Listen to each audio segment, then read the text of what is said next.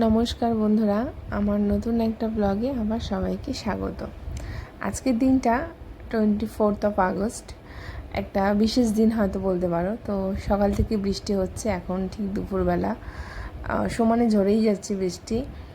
তো এই যে আমার বাড়ির সামনে কাজ হচ্ছে, মন্দির হচ্ছে, ঠাকুরের মন্দির, তাই চারিদিকে একটু অগোছালোই আছে বলতে পারো।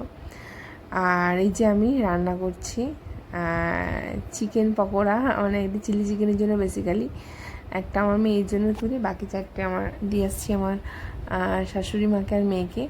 তো ওই যে ওরা ঘরে বসে টিভি দেখছে, মেয়ে ফোন ঘাটছে, শাশুড়ি মা টিভি দেখছে।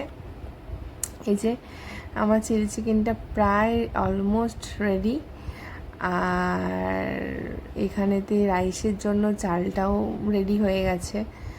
আচ্ছা, এবার বলি আজকে কি দিনটা কি, একটা হ্যাপি বার্থডে আমার হাজব্যান্ডের। তো ওর জন্য ডেকোরেশন চলছিল। ও সন্ধ্যেবেলা অফিস থেকে ফিরেছে, তার আগে দুপুরে রান্নাবান্না সেরে নিয়েছিলাম। এটার বার্থডে কেক, জানিও কীরকম হয়েছে।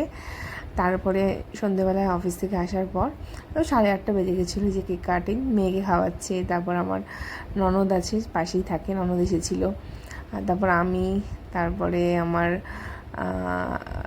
পাশের একটা দাদা, সেই দাদাও আছে, আমার শাশুড়ি মা আছে, এটা আমার ভাগনা, আমার শাশুড়ি মা। আর এই যে বার্থডে বয়কে খেতে দিয়েছি, দেখো, ব্যাস, টাটা।